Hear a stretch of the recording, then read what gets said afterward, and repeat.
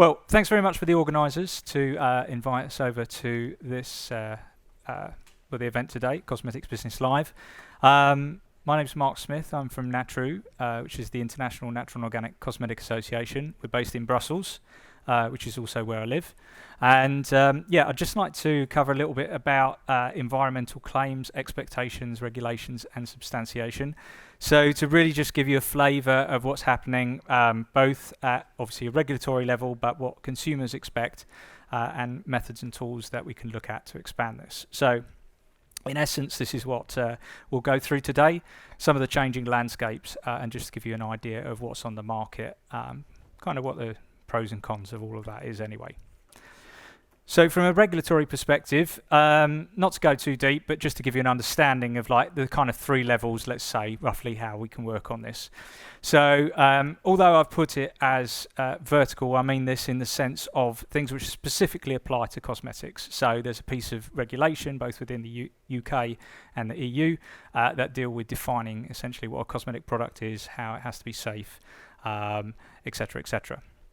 And there's also, like particularly in the EU, common criteria for claims. But this is also obviously transposed into UK law nowadays.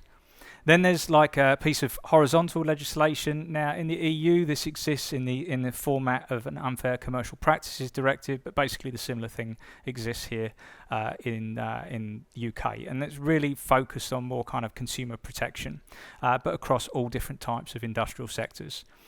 Then on the top of that, we've got these non-binding pieces of, let's say, not really legislation, but non-binding documents. So these might be things to do with like various norms and standards that you might see on the market and the type of labels that you get associated with those, commonly with third-party certification.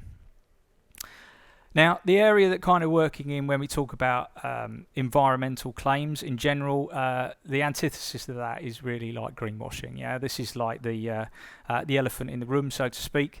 And I take this example, I often refer to this, although it comes from a UN guide which is much more focused on food, these same themes and principles are really reflective in what you can see in cosmetics. So in essence, greenwashing is an attempt to mislead consumers. It's an exaggeration or misrepresentation about the product characteristics that you're looking at, which are often unverified, false, or vague or misleading. But the important thing is when we're talking about green, although I'll talk more about environmental claims today, when we talk about green claims, this can also include some of the social sustainability aspects about how certain raw materials are sourced as well. So what do consumers look for? I mean, it's quite a busy slide, probably because consumers in the area of natural and organic cosmetics particularly, but also other various environmental claims, have high expectations of their products, and there's a lot of boxes to tick often. So let's just walk through this. So if we look at the area of sustainability, now this can cover anything from like how ingredients are sourced. So it could be like, for example, are they fair trade? Do they come from certified sustainable palm oil? It can be through to the thing of like the packaging. So this can include like whether you're looking at reduced plastic, refill capacities, easier recycling, PCR, so post-consumer recycled plastic. It can be to do with the ethical and social engagement of the brand and the products that they're looking at. Again, it could be fair trade. It can be aspects to do with animal protection or welfare. Choose my words carefully there because, of course, animal testing is banned under both the EU and the UK cosmetics regulation. But vegan as a claim is a very important claim that we see a lot of growth in, nevertheless. So then we have environmental protection and biodiversity. So in this case, it might be looking at basically the presence of some substances, how much impact they have on the environment. So this might be in the area of microplastics or just biodegradability of substances in general, through to more broader claims to do with like carbon neutrality and various biodiversity schemes that a particular organisation might have for the raw materials that they source.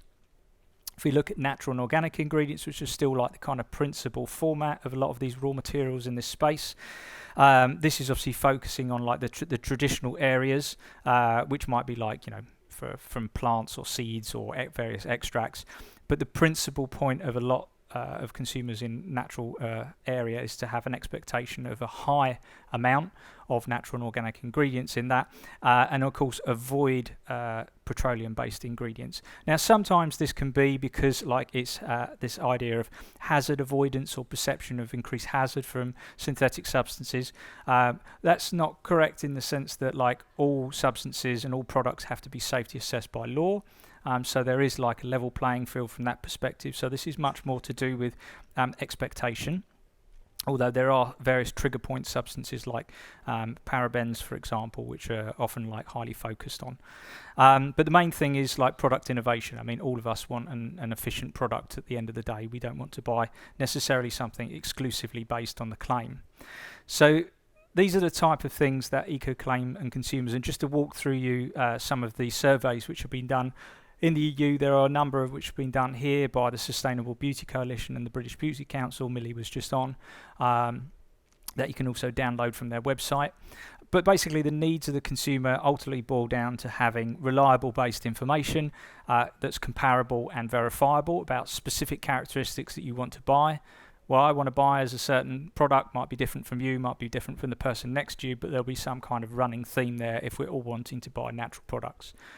But it has to be an increased level of trust, because so far the areas claims like natural or organic fall outside the scope of current existing regulations. So there's no precise way of basically identifying when and precisely when those claims trigger a problem with them being misleading and lead to the risk of greenwash. There are some obvious examples, but there's obviously some nuance in there. So within this landscape, what we have is this is some answers that came from DG Environment in the EU, but the themes are kind of general because the interest in naturals is a bit more of a mega trend. So just over half of people are looking to make more sustainable choices, and almost two-thirds of those same people find it difficult to basically understand when that product is environmentally friendly. Now, part of the problem that you might have in this capacity is that there are a lot of eco-labels in the world. It has, the EU, when they did this study, looked at 458 in 2020. I wouldn't be surprised if that's increased. And about half of those were existing within the EU. And part of the problem you have is that, well, let's say over 50% of consumers have basically experienced some sort of claim, and almost 50% as well don't really trust what they're seeing on packs. So there's obviously like an issue to be dealt with here. And one of the problems that you have with this consequences of lack of information is essentially a loss of consumer welfare. That's really like trust at the end of the day. That's all that means. But you can have obviously negative environmental impacts. People are wanting to buy greener products, but those products don't deliver on those promises. Then there's a case that you can be using a product that perhaps gives more harm to the environment than it actually states that it does. And ultimately for industry, it can lead to market harm. So this is disruption of this level playing field. And that's very important for obviously anything from competition to general fairness. Now, if you're interested in any consumer studies that we've done as an association, you can find these on our website. These are some latest ones to do with working obviously in the digital space, but we've also looked at the area and greenwashing in the one that's in the top right-hand side. They are set in European countries, but they're also like the biggest markets for natural and organic cosmetics in Europe, and the second and third in the world. Now, you may be familiar, maybe not, with this area of the Green Claims Code. So this is specifically in the UK. So this was something that was published September 2021, if I remember correctly, which was basically designed to help businesses understand their existing obligations. This is also to help protect businesses against unfair competition. So now we're working more on this horizontal area. So it's not just specific for cosmetics, but it will be have an impact on cosmetic businesses. So it acts as a booster to existing law to basically provide a better understanding of what green claims mean in this context. And it essentially rolls around 6 core principles, which kind of reflect similar ones which you find in Article 20 of the UK Cosmetics Regulation. So these are like broad themes like truthfulness, honesty, informed decision making. you deal with the area of credible claims. So credible claims are basically those which have some kind of scientific proof to them. So there is some substantiation to that, which is in any case important for any type of claim, but it can also include those where you have an element or a characteristic which is validated by third-party certification. Obviously, the key thing that came out of this is avoid being vague. That helps absolutely no one, and also not cherry picking any information that you might have on the properties of a particular substance and transposing them to the properties of the product without having any basis for that. Now, there was a CMA, so the Competition and Market Authority conducted a control starting at the beginning of this year. Their investigation so far has only worked on the area of fashion.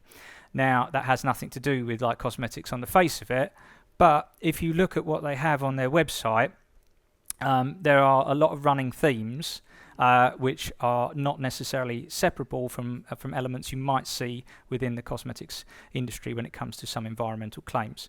So, for example, the greenwashing risk, they say that the statements and language used by businesses are too broad and vague in this particular example. Criteria doesn't match expectations. So the criteria used to decide which products to include in these collections may be lower than the customers expect from the descriptions and overall representation. It's not something you don't see in cosmetic products all the time. Misleading representation, transparency, so the idea of getting actual full information about like the particular product. And importantly, I think is also the case of the clarity is missing. So it's an understanding of whether any statements made are actually those which are self-declarations or have been verified by an accredited third party. So I'll just move to like now the case of this kind of changing landscape.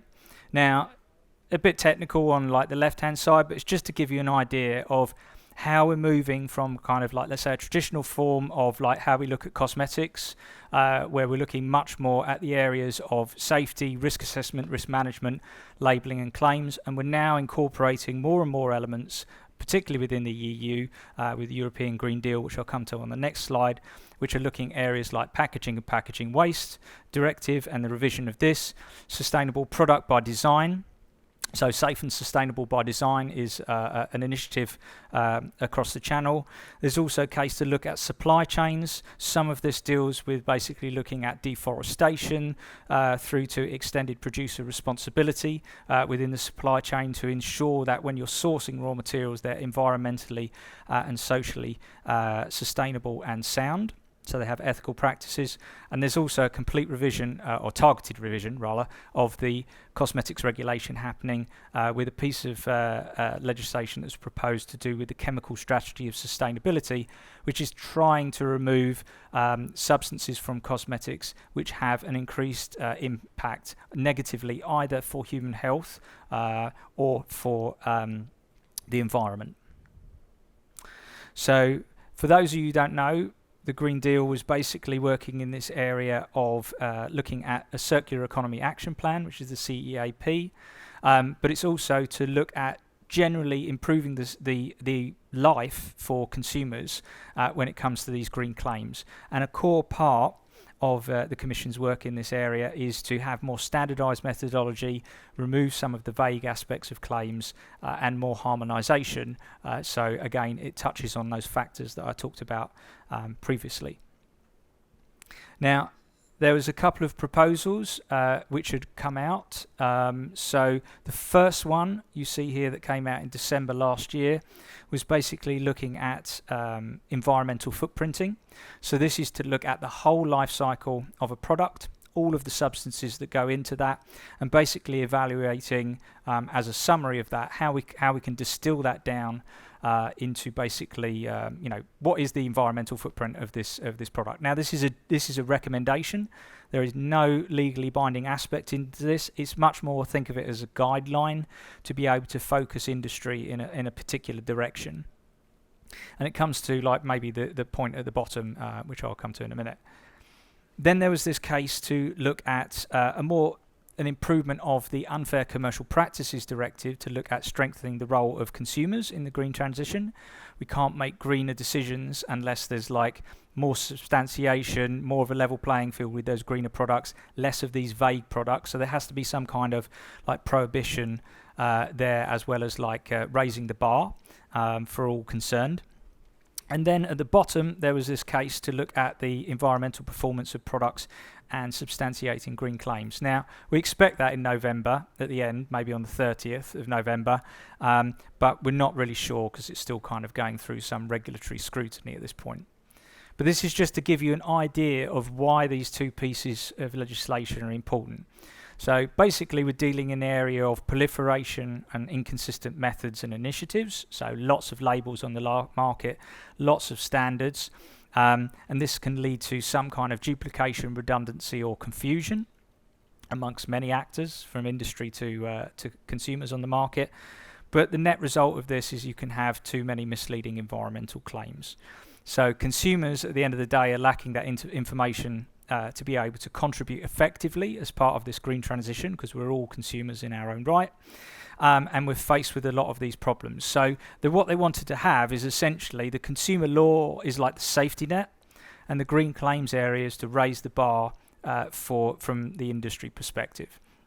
And the principles, as I put down the left-hand side, is to ultimately unlock the opportunities there are within the green and circular economy, which I think are evident to most people who work in that area. It's just having like basically the nudge to go in that direction. Again, this more harmonized approach and provide relevant and reliable claims. And this is critical for people moving forward. It's also the case that the reason why Europe has this as a Green Deal is because they want to be like the first net zero region by 2050. Now, everyone throws those numbers out there, but that is an objective, and they're trying to align a lot of their policies to that.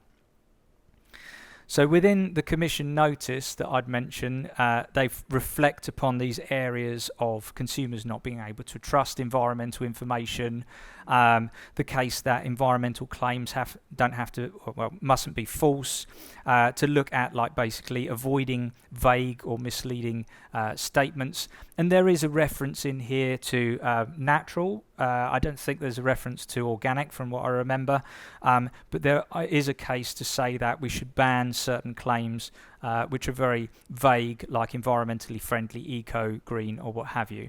Now, this is a non-binding piece of legislation, but it follows up with a binding piece of legislation afterwards. What they did say in this recommendation is that the general benefit that you can have from a claim can be justified in some cases where you have impartial criteria, if it's sufficiently based. So, for example, if it's scientifically based, or in some cases where, of course, you're making a claim on something which is already substantiated by something in law. So, if you've got an organic raw material, but it's certified to a piece of legislation, so essentially it's a food substance, like olive oil, let's say, then you can be okay.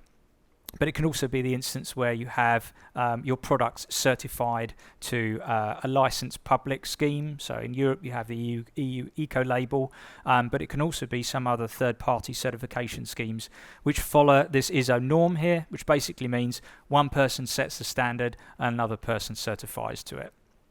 And you might be able to do this as well through life cycle analysis studies, but there's no real greater depth in that. Interestingly, it mentions in here, in terms of like naturals, there's a court case that they mention, and the Commission didn't actually speak to anyone from the natural sector before they came to this conclusion. So it's not very well versed, and we spoke to them about that. But they did mention the case that sometimes it can be a case that when you've got a label which has a graphic saying that product is third-party certified, that it doesn't actually necessarily qualify that immediately for the consumer, and they can still be misled. A part of that goes back to this basis that there's no official definition for an organic cosmetic. But anyway, these are just some legal comments. It's not so important. This is quite an important thing, though, in terms of like a binding piece of legislation that's currently being reviewed at the European Parliament level. So the proposal came from the Commission, and it looks to basically extend from that recommendation, but it looks to actually purposefully create like a ban on various things, like various claims. that are general, claims which are transposing the properties of an ingredient to a product, and also ban any labels which are not associated with either, again, a third-party system or a system which is established by the public authorities. So that's quite good for those people who are using third-party labels, which brings me on to like this part, which is essentially to look at the different standards and guidelines that are available on the market. Now, I mean, I'm quite happy to share this afterwards if you want. This is just my breakdown, yeah? So I just broke it down into things which look at characteristics to deal with origin and ethical factors, ones which look at like essentially composites. So they look at origin, manufacture and the product, so the formulation and how representative that is of a particular defined characteristic. Some which look at sustainability issues, which may be either focused with the organization, or they may be focused with certain raw materials that are going through the supply chain, and those which focus on extensively on hazard avoidance, so avoidance of certain substances that some consumers, let's say, may find contentious or have been proven bad for the environment, what have you. But also have some environmental aspects. And most of those you see in there are actually national schemes, the majority of which, except the EU Eco label and the Blue Angel, which is obviously the one in blue, are actually from Scandinavia. So there's a high interest within that region for avoiding certain substances that are bad for the environment. There is an added value of certification. Again, I've taken this from like this UN sustainability report.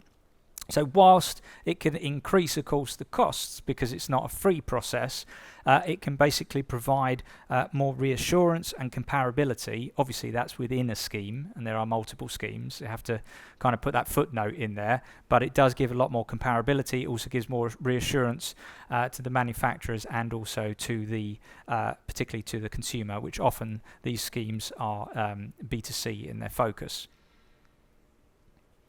There are additional resources which you have on the market. So there's one that's produced by the Sustainable Beauty Coalition here in the UK, the Positive Planet Beauty Guide. The Net Zero Standard, which is much more focused upon, let's say, the whole of the organisation.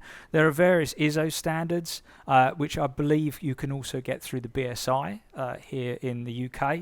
And there are some which are obviously specific to Europe, like the SEN standard. They deal with anything from like chain of custody, so ensuring that you have good traceability of characteristics through the supply chain, to certain environmental aspects, bio-based composition of your products.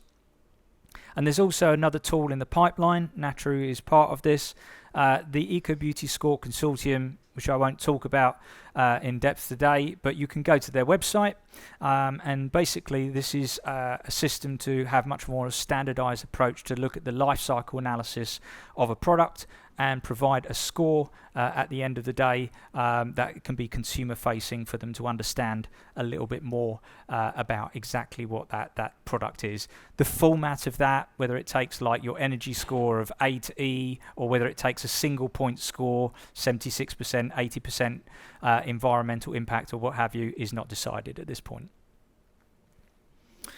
But just to leave you with a kind of final thought of, like, I know it's a whistle-stop tour, I'm quite happy to take questions, but just to basically say that obviously environmental claims are becoming increasingly important. It's an opportunity here, clearly, for us all to do like better for the environment. Ultimately, for people to make those choices, there is an element of trust, but there are regulatory gaps to fill. Need to have much more of a level playing field. And consumer transparency, whether it's happening via on-pack or through support through digital means, off-pack, are definitely like ways to forward. And I think the main thing for us, as a representative or representing the natural sector through the association, the key challenge is for us to develop and maintain this consumer trust and confidence and not lose that. And I'll leave you with this last bit. That everyone basically has this right to know and right to choose. And we mustn't forget that, so make good choices. And thank you very much for your attention. If you have any questions, I'm happy to take them.